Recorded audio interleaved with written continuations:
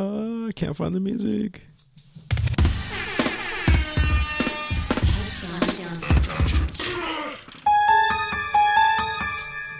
What's good, everybody? Live from the Good News radio station in Los Angeles. We are late, but we are Touchdowns and Tangents, your Thursday spot for NFL takes, topical tangents. As always, to my right, Kenneth Berry.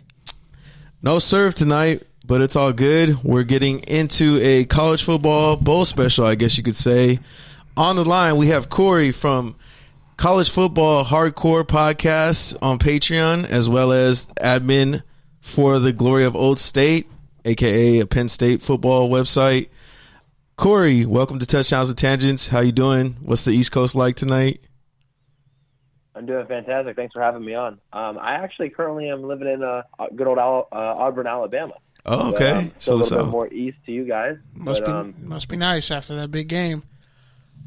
You know, it gets crazy around here. I just moved here recently, and Toomer's Corner is all that it's lived up to be. If you haven't had a chance to get down here for a football game, it's well worth it. I know they didn't go to the SEC championship or anything like that, but a win in the Iron Bowl for the guys down here, for the people down here, is just as good.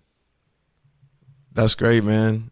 So, Corey, first of all, man, I know your podcast is more recent, and you started it on Patreon. So why don't you go ahead and tell people a little bit more about the Hardcore College Football Podcast, you know, where you came up with the idea and kind of how everything came together. Yeah, absolutely. I appreciate it. No worries. Hardcore College Football is a podcast I just started 2 months ago, and the premise was based upon the fact that there's a lot of college football podcasts and radio stations and things like that talk about college football, but most of it is opinion-based, and there's a lot of uneducated ramblings that people consider good content. And basically what I try to do, and my co-host Ron, who joins me from time to time, try to do is still have opinions and still try to bring people's perspective into the college football landscape, but also really break down the statistics and the storylines behind it and what makes college football the best sport in the country. And it doesn't stop during the season. I'm actually really excited for the off season because we can have an opportunity to break down some of the more cool stories that surround college football, and also some great historical lessons along the way. So that's what we plan to do. That's what we've been doing, and we're off to a really great start. You can find us on Twitter at Hardcore CFB, and then also on Facebook at Hardcore College Football as well. And so where did the love, passion that you bring for college football, where did that all come from? Well, I think it's twofold. I believe I've always been a huge college football fan. My grandfather is a huge Penn State football fan. He grew up and was from Pennsylvania, went to Penn State. When Penn State in the 70s was at its prime, everything from about 69 to 75, Penn State was just a dominant force in the East. And he was able to live through that, basically, and then that kind of got pushed through me. And that Penn State love, football is huge there. So obviously Penn State football was a huge thing. But more recently, I've been able to become a bigger college football fan in general. And then the other side of that is maybe a little bit less understood is the history side of it. My father is a huge history buff, everything from World War II to the Napoleonic Wars.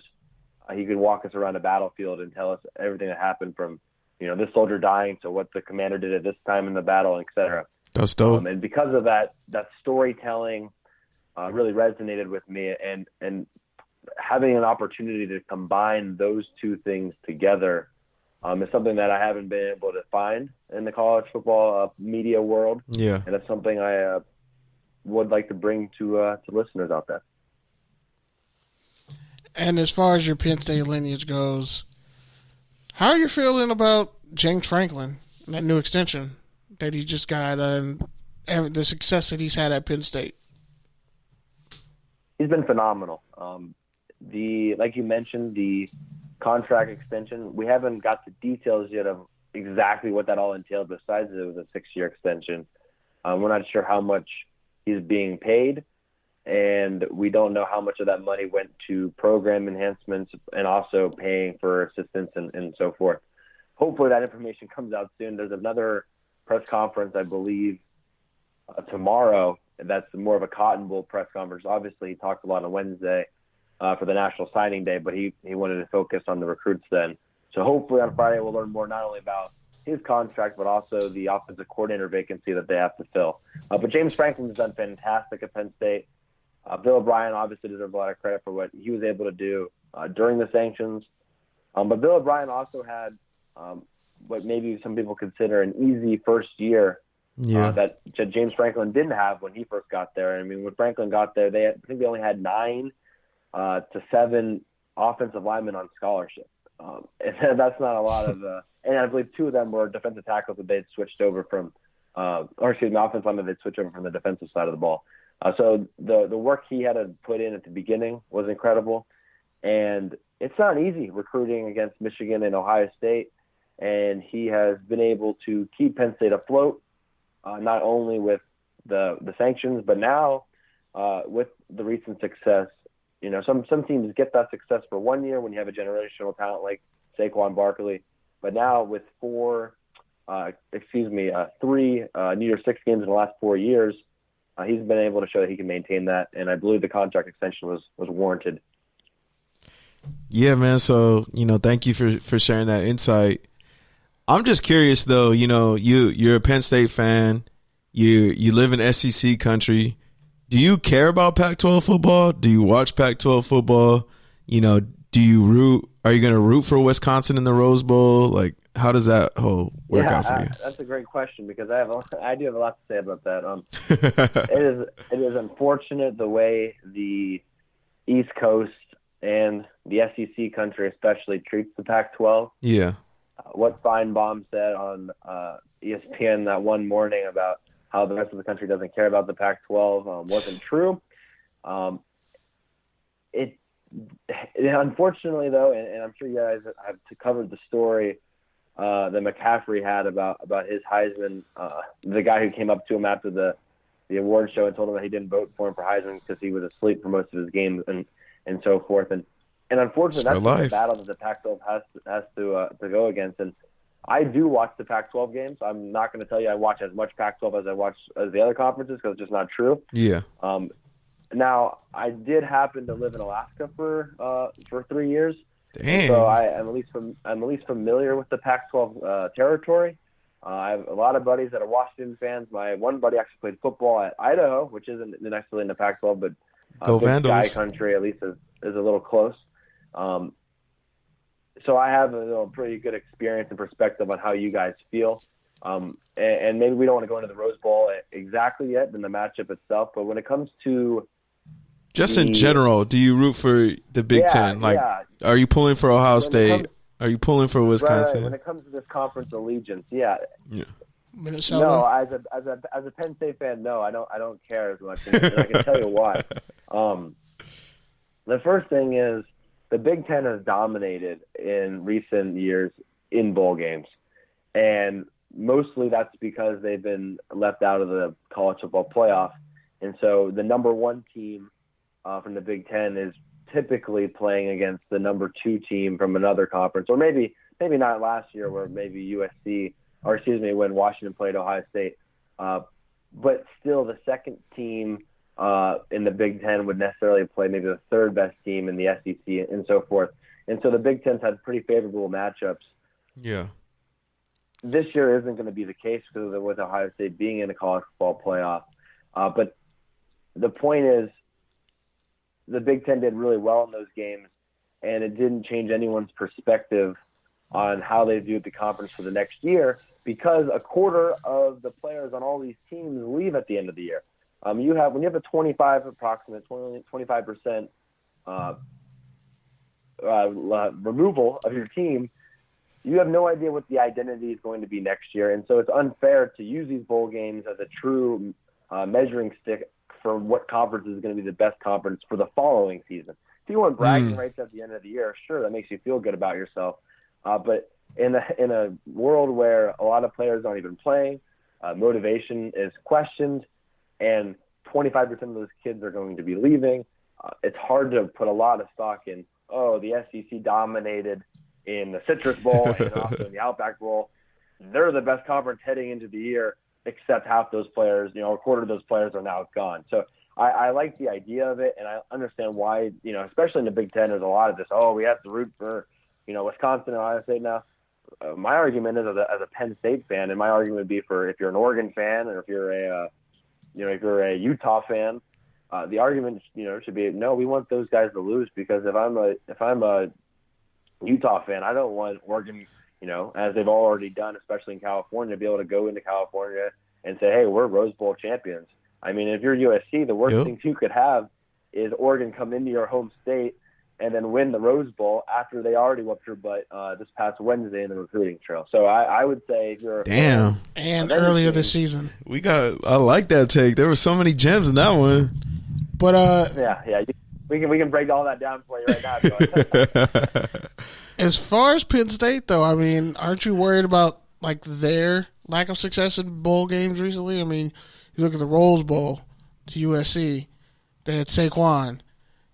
Following year, they have they play Kentucky and lost close. Like how in between we played Washington in the Fiesta Bowl. Oh yeah, you killed those guys. I think didn't they? Yeah, you won that one. I think they won against Washington. It ended up being a little bit closer than the score was. I think the score was maybe 18 or something like that in the third, but Washington came back a little bit at the end. Yeah, I think that was remember correctly. That was the year where almost all the Pac-12 teams lost. But if you look at let's say teams like Penn State, Minnesota, even Iowa, which apparently just wanted to spoil everybody's season this year. Do you feel like their success in the lower tier bowl games is the best representation for not the conference, but just for those schools in general that season? Or is it yeah, you ended up getting a low-level bowl game, but we know you're a better team. Like, Alabama didn't get the bowl game they wanted, but we know Alabama's a top 15 team. Yeah, I think it depends who you ask and where those programs are at. For example, you take Minnesota, and Minnesota's going to play Auburn. This is a great opportunity for Minnesota and where they're at. It doesn't even really matter to them as much if they win this game. Just playing on a slot where they haven't been playing for years, that's great for the program and for the prestige they're going to get from that, regardless if they win or lose.